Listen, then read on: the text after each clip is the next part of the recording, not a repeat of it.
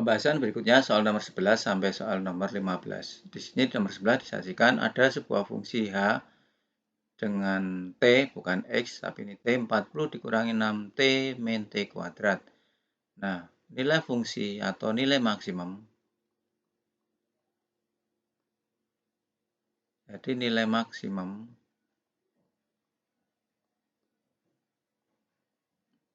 yaitu jika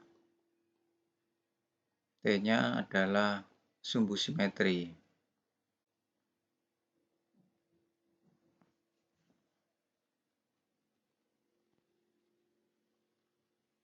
Nah, itu berapa? Yaitu sumbu simetrinya itu kan adalah nilainya min B per 2A. Nah, dari fungsi itu berarti di situ kita akan mencari nilai A adalah negatif 1, nilai B nilainya adalah negatif 6, nilai C-nya adalah 40.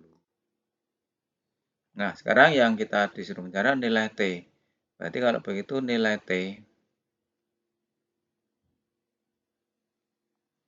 Berarti kalau begitu T itu adalah min B. Berarti di sana min 6 per 2A. Berarti per 2 kali negatif 1. Berarti nilainya adalah 6 dibagi negatif 2. Berarti nilainya adalah negatif 3. Kemudian habis itu berarti T sama dengan negatif 3 substitusi atau dimasukkan ke fungsinya. Berarti jadi H, T-nya diganti negatif 3. Oh, kalau begitu nilainya 40 dikurangi 6 dikali negatif 3 dikurangi negatif 3 kuadrat. Berarti ini 40 ditambah 18 dikurangi 9. Maka muncul 49. Nah, berarti nilai maksimumnya adalah 49. Nah, nanti kalau ada sebuah fungsi, kemudian anak-anak disuruh mencari nilai maksimum, maka caranya carilah dengan sumbu simetri. Sumbu simetrinya adalah min B per 2A. Biasanya kadangkala soal itu adalah soal cerita. Yang di situ yang ditanyakan bukan nilai maksimum, berarti misalkan tinggi maksimum atau jarak maksimum. Tapi konsep mencarinya sama, yaitu langkah pertama cari dulu sumbu simetri, yaitu min B per 2A. Kemudian nanti di situ menyelesaikan apakah di situ fungsinya dalam X atau T atau M, maka menyisipkan ini karena di sini adalah fungsinya T, maka ini T sama dengan. Setelah ketemu sumbu simetri, habis itu disubstitusi, dimasukkan ke fungsinya. Nah, ternyata nilainya 49. Soal nomor 11.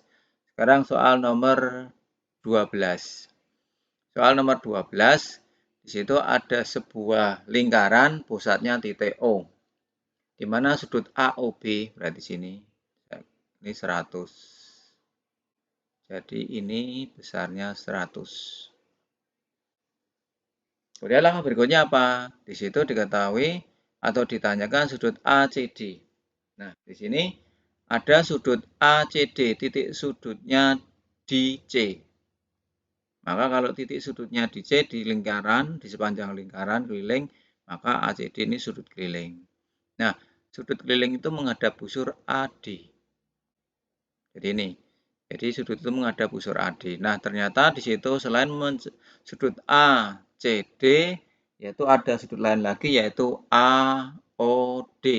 Nah, ternyata AOD ini adalah titiknya titik O pusat lingkaran, maka namanya sudut pusat. Nah, di mana karena ini 100, maka yang di sini adalah 80 derajat. Ini di sini nih. Nah, di sini sekarang ada sudut pusat AOD, ada sudut keliling ACD menghadap busur AD. Sudut pusat, sudut keliling, maka besar sudut keliling itu separuhnya. Maka di sini sudut ACD itu besarnya separuh dari sudut pusat, itu AOD. Berarti kalau begitu setengah dikali 80 derajat. Berarti nilainya adalah 40 derajat. Jadi ada di option A. Jadi ini berkaitan dengan sudut pusat, sudut keliling. Ada sudut pusat, ada sudut keliling menghadap busur yang sama, maka besar sudut keliling itu adalah separuhnya. Dan karena ACD sudutnya di titik C, yaitu ada di sepanjang keliling lingkaran, maka ACD sudut keliling. Itu nomor 12. Sekarang soal nomor 13. Gambar berikut terdiri dari dua buah segitiga sama kaki. Jadi ini sama kaki semua. Ini sama kaki. Saya pindah sudah saya buatkan terpisah untuk memudahkan kita mengerjakan. Kemudian langkah berikutnya, di situ panjang AB, jadi ini saya kasih nama dulu. Ini segitiga C, ini A, di sini B. Kemudian ini adalah P, di sini adalah Q dan R. Kemudian kita cantumkan sudut panjang sisi yang ada di sana. Panjang AB 16. Karena ini sama kaki, maka ini berarti di sini 8. Ini juga 8. Kemudian panjang AC ini 17. Kemudian PR 10. PR-nya 10, berarti ini 10. Kemudian PQ 12, maka masing-masing ini 6, di sini 6. Nah, sekarang ini luas segitiga. Nah, kemudian yang ditanyakan luas arsiran. Berarti nanti luas arsir atau yang diarsir itu sama dengan luas total dikurangi luas tidak diarsir. Jadi luas tidak diarsir nanti kita, karena sudah ada di sini 152, berarti saya mencari luas total. Nah, luas total ini dari mana? Ya dari luas segitiga itu, ABC sama PQR. Sekarang luas segitiga ABC yaitu adalah alas kali tinggi bagi 2. Nah, ini alas kali tinggi, alasnya 16. Tingginya, nah kita cari. 17, 8, triple. Maka di sini kalau 17, 8, triple ini 15. Kemudian begitu pula ini 6, 10, pasti di sini adalah 8. Nah, ini maaf ada yang keliru. Ini tadi bukan 6, tapi bukan 8, tapi sini 6. Ini kan 6. Tadi maaf keliru. Oke. Udah, sekarang kita mencari. Oh, kalau begitu luasnya berarti sekarang 16 alasnya tingginya 15, berarti kali 15. Ini kan disederhanakan. Ini 8, maka muncul 120.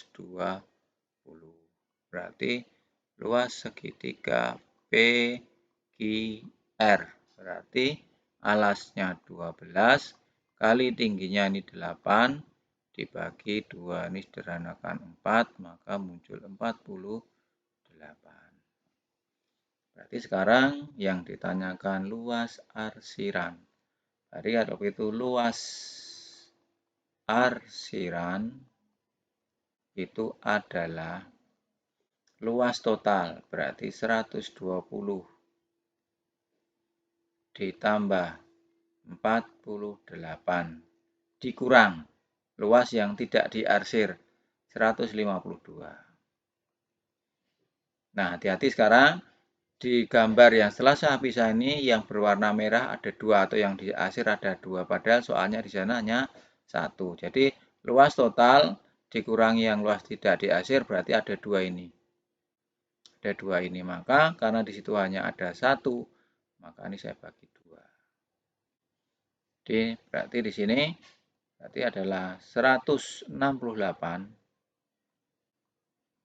dikurangi 152 per 2, ini ada 18. Jadi kemudian berarti 18 itu mana? 18 itu ini 2 ini luasnya 18. Jadi 18 itu 2 daerah arsiran ini. Padahal di soalnya di situ hanya 1, maka saya bagi 2. Nah, berarti hasilnya 18 dibagi 2 berarti ada 9. Jadi penyelesaiannya ada di option, oh maaf sebentar, oh keliru, ini bukan 18 ya, maaf, ini kok 18, ini seharusnya 16. Oke, berarti ini bukan 9 tapi 8. Oke, berarti ini juga bukan 16, bukan 18 tapi 16. Oke, ini 16. Nah, itu.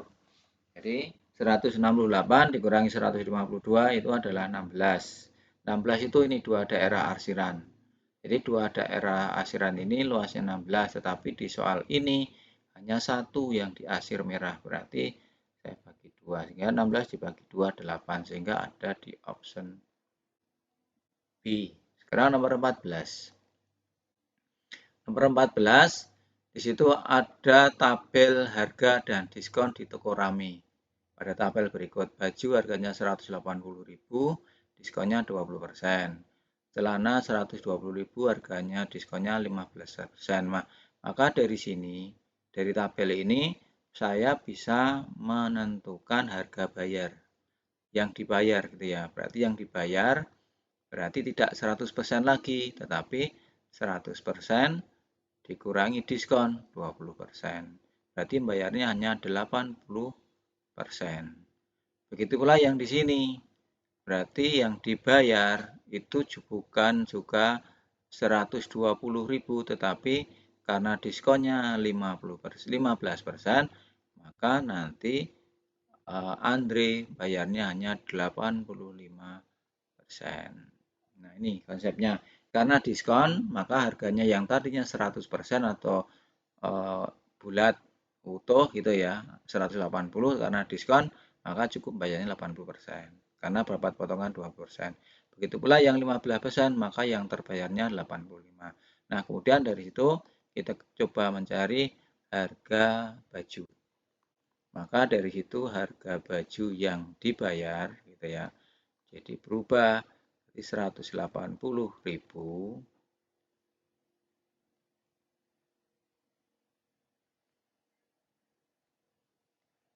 dikali 80%.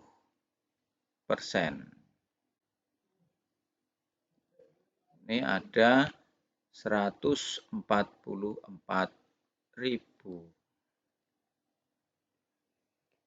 Kemudian yang berikutnya harga celana. Harga celana itu adalah 120.000 dikali 85%, karena sudah mendapat diskon 15%, ini ada 102%. Maka yang dibayarkan ya kita jumlah. Berarti ini ada 246.000. Nah, ini maaf ngetiknya di soal dahulu, tapi di sini ngetiknya masih. Nah, jawabannya di sini ya. Ada di option B. Ini kan seharusnya 256, ini 246, ini 236 di soal yang anak-anak sudah terima. Ini 235.000. Oke, ini juga 1000. Nah, maka jawabannya ada di option B. Nah, itu. Jadi, nanti kalau ada soal berkaitan harga diskon, maka yang dibayarkan adalah 100% dikurangi berapa persen diskonnya. Nah, ini warna diskonnya 20%, maka yang dibayar hanya 80%-nya. Diskonnya 15%, maka yang dibayarkan hanya 85%. Kemudian 80% dan 85% dikalikan dengan harga masing-masing barangnya, harganya berapa. Kemudian dijumlah. Nah, ini soal nomor 14. Kemudian soal nomor 15. Di situ ada soal operasi hitung perkalian dan pengurangan bentuk akar. Di sini ada soal, saya tulis lagi, 4 akar 15 dikali 2 akar 6 per 6 6 akar 18 dikurangi 3 akar 8. Nah, di soal itu, ini saya bukan dulu. Oke, di soal ini ada operasi hitung, ada operasi hitung perkalian, ada operasi hitung pengurangan. Kalau perkalian sederhana, nggak ada syaratnya, cuma mengalikannya ya bilangan yang di luar akar kalikan akar, berarti ini jadi 8. Akar 15 kali akar 6 berarti ini akar 90. Sekarang yang di penyebut ini adalah bentuk pengurangan. Syaratnya apa? Yang di akar ini harus sama. Ini ada akar 18, ada akar 8. Maka akar 18 dan akar 8 kita rubah dulu. Akar 18 itu ternyata bentuk perkalian dari 9 dikali 2. Maka ini hasilnya 3 akar 2. Kemudian yang akar 8 itu adalah ternyata bentuk perkalian dari 4 dikali 2. Maka hasilnya 2 akar 2. Maka dari situ soalnya ini jadi berubah. Berarti ini 6 kali 3 akar 2 dikurangi 3 kali 2 akar 2. Maka ini jadi ini yang pembilangnya tetap dulu. Ini pembilangnya juga dirubah. Oh, ini ternyata 90 ini adalah ternyata 9 dikali 10. Berarti ini per 6 kali 3 berarti 18 akar 2 dikurangi 6 akar 2. Nah, sekarang yang pembilangnya adalah 99 kali 10. Nah, ternyata akar dari 9 itu 3, maka ini jadi 24 akar 10. 18 dikurangi 6 berarti ada 12 akar 2. Nah, dari sini maka kita sederhanakan. Berarti 24 dibagi 12 ini 2. Akar 10 dengan ini kan bisa 5. Oh, kalau begitu jawabannya 2 akar 5. Nah, ini ada di option B. Nah, sekali lagi, operasi hitung perkalian nggak ada syarat, operasi pengurangan atau penjumlahan akar, syaratnya harus apa? Yang di akar ini harus sama. Nah, ini soal nomor 11 sampai soal nomor 15. Nanti dilanjut soal nomor 16 sampai soal nomor 20.